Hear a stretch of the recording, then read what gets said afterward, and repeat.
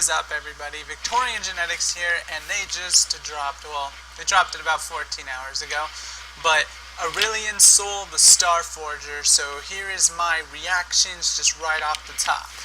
So, Aurelion Sol is mere weeks from his Rift debut, and he's bringing a hell of a big bang along with this grand entrance. He's a medium-range mage who deals devastating sustained area of effect damage with his orbiting stars, and when he's got to be somewhere, the Star Forger can take to the skies, flying over terrain while nurturing his very own fledgling apocalypse. Okay. 3 stars passive is center of the universe. 3 stars constantly orbit Aurelion Sol, dealing magic damage and applying spell effects to enemies they strike. So would that include like Rylai's Crystal Scepter and such? That would be really crazy if it did. Huh. Their video player's broken, look at that. It doesn't tell me how long it's been going. It's definitely, okay, it's actually working now. It's definitely interesting. It's different for a passive.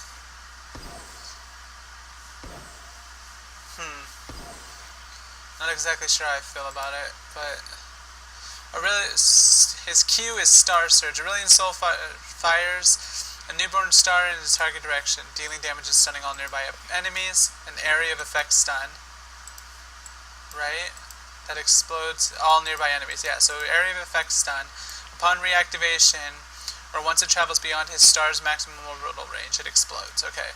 Aurelion Sol can travel alongside the Star Surge, and by keeping it close, he'll nurture it, growing it in size so it damages and stuns a wider area. Okay.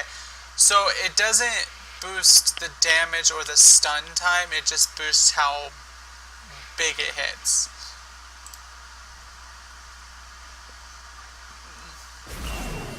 So as long as you keep it in your star range, it doesn't explode, right?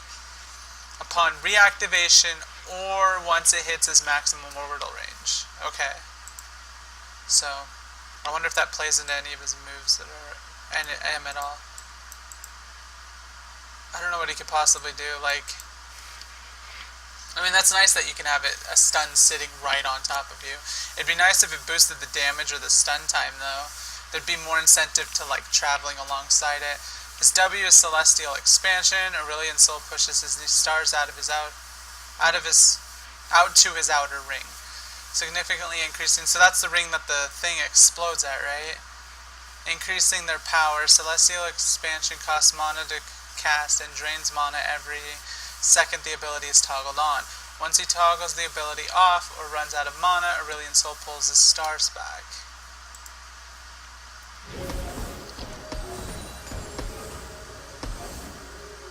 They look like they move slightly faster too, but I don't think they do. It's adequate that it's pretty funny that they put his Diana. Okay, oh wait, we skipped this one, his E. Passive is Aurelion Sol builds up increasing movement speed as he travels continuously in the same direction and loses speed on sharp turns. Some of his speed is stored away as escape velocity stacks, which are lost entirely whenever he takes damage from an enemy. Once Aurelion Sol maxes his escape velocity stacks, he can activate Comet of Legend, which is what the skill's called, to pull his orbiting stars and take flight, traversing over terrain for a long distance. Okay? He cannot turn once the course is set, and enemy's damage will bring him back to Earth.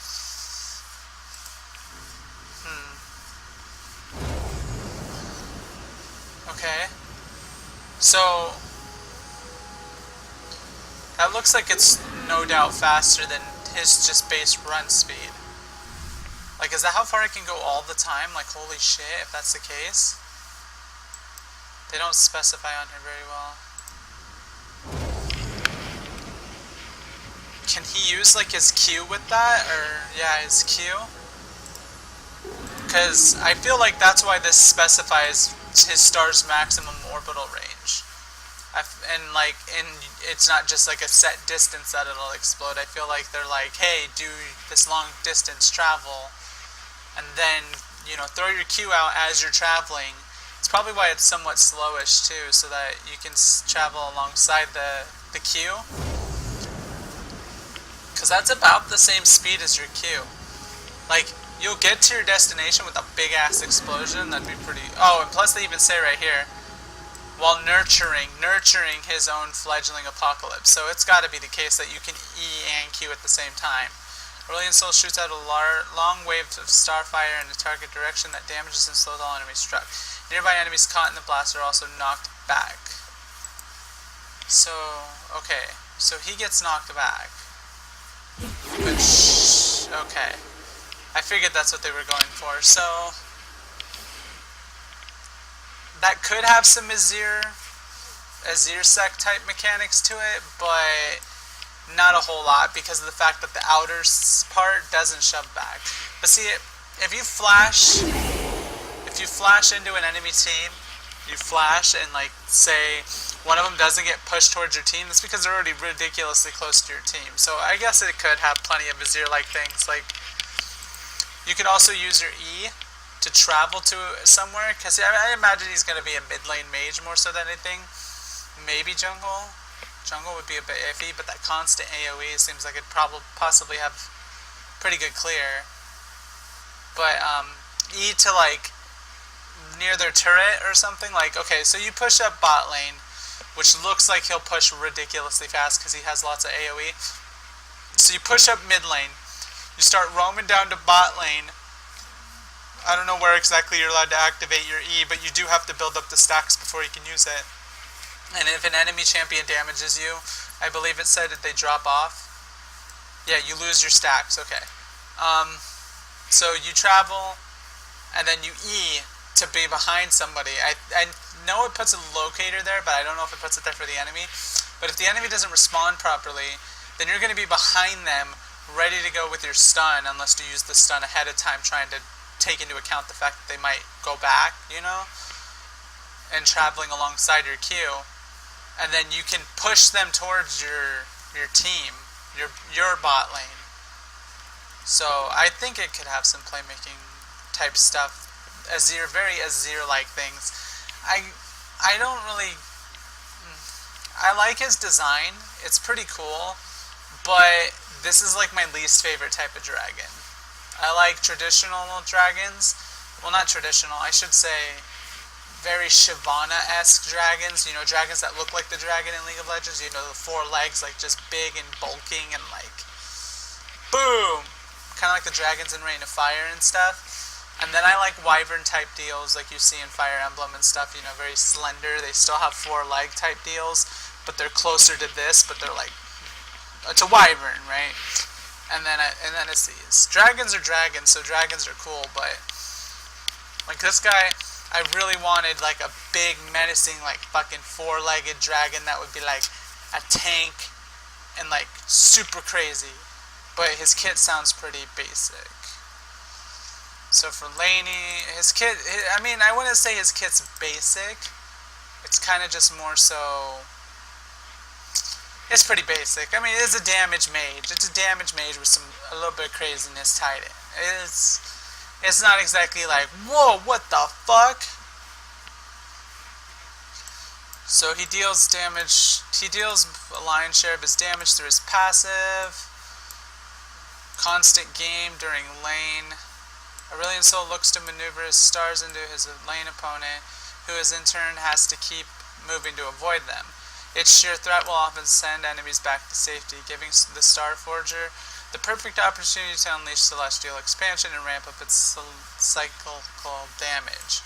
And as these two play out their duel, Aurelion Soul will inevitably deal great swaths of collateral damage to the enemy minions, who will wither under the persistent barrage of starfire. As all this area of effect punishment means that Aurelion Soul has super easy time shoving his lane. I never even considered that his passive is going to be, you can be trying to proc your passive on the enemy opponent, which they'll inevitably be inside their minion wave, you know, trying to CS and stuff, and it's going to be like, boom, boom, and then you like bring it in. Yeah, it seems pretty cool. Of course, all this passive pushing is like to attract the enemy jungler's attention. That's his weakness. You can tell that's his weakness. Like he even has a passive that's like if he makes a sharp turn, he fucking slows down. Like, his intended weakness is supposed to be, you're pretty stationary mage. Celestial Dragons, because outside of a couple of last-minute big red button abilities, the Starforger has very few defenses inside his orbiting stars. One of his own options comes in the form of Star Surge, which you can essentially double tap for a face-to-face stun, and the other's level 6, which is that pushback ulti. So instead of waiting for the enemy minions to bounce back, Aurelion Soul often works best bringing his might to bear elsewhere. Comet of Legends flight is powerful, but its range, especially at early ranks, is limited. The Starforger mitigates this by roaming towards his target, building up his escape velocity stacks as he approaches his takeoff spot. Once he has picked up enough speed, he can take to the sky with Comet of Legend, gliding over all the walls and prepares his soul. Star Surge is crucial here. By casting it before or as he flies, he can cast it as he flies. Aurelion's soul can actually keep pace with his flourishing star, expanding its size and threat as he draws closer to his hapless victim. Time is vital as is communication, but when Aurelion's soul successfully hurtles into another lane with a colossal world-destroying comet by his side, well, he's definitely going to leave a mark. Okay, is there a video of this or something? Okay. Why aren't you playing? Hello, video? I want to see how big that thing gets. Video! Why aren't you playing, video? I was really hoping they'd have a... Oh, okay. We're actually not going to keep the page refreshing because I think my internet shit itself. So, I'm going to finish the video. And we're just going to ignore that video. I'm going to finish making this. So, mid-game, Aurelion Soul should have his essential items, granting him raw presence to threaten the enemy team. He doesn't jive well with raw AP, but instead thrives with tanky AP items that provide him and his team utility. That's pretty apparent because he doesn't really have long distance. He's like, I wouldn't even argue that he's a middle range mage. He seems like a close range mage more so than anything.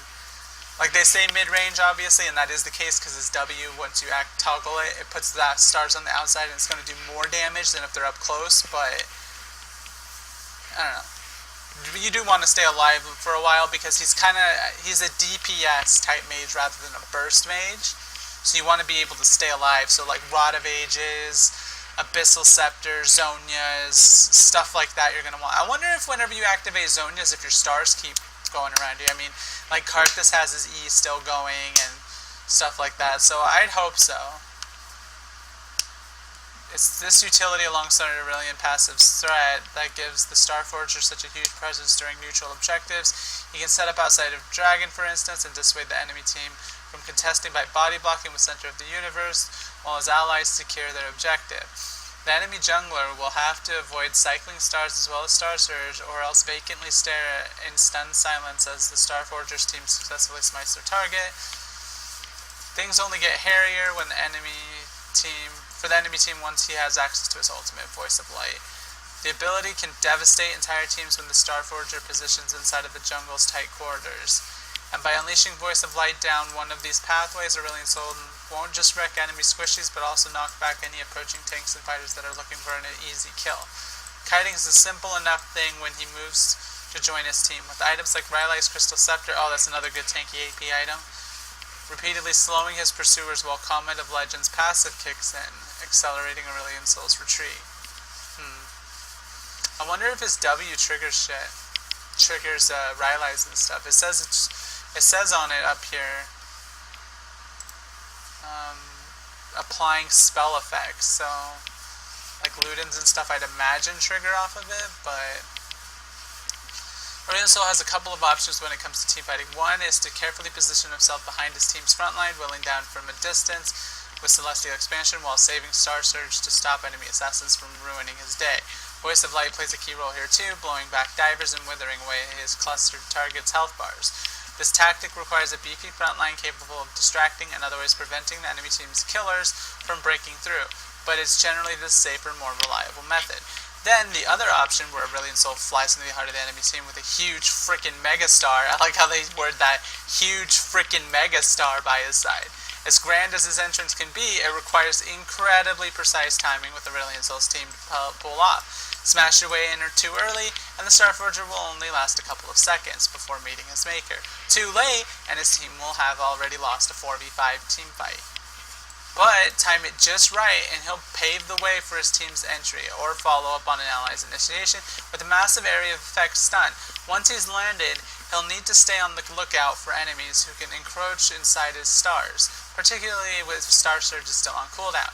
And if he hasn't used his ult to eject enemy divers from his proximity, the Starforger can turn on Voice of Light to finish off fleeing stragglers who haven't yet perished beneath his brutal and ending attacks. So he's pretty cool. I like that art. It's pretty cool. I don't like this type of dragon all that much. I like dragons as a whole, so yes, I like him. He's cool. But I really prefer like legged dragons, not. But it's cool. He's a cool champion. I don't know that I'll be maining him. Probably just like an occasional fun thing to play now and then. I'll have a gameplay video up soon. It'll probably be against bots since I don't have a team of 5 people to play with. And I'll probably just do a 1v5 against a bunch of bots or some shit just to test shit out and kind of showcase it. But yeah, so he's pretty cool.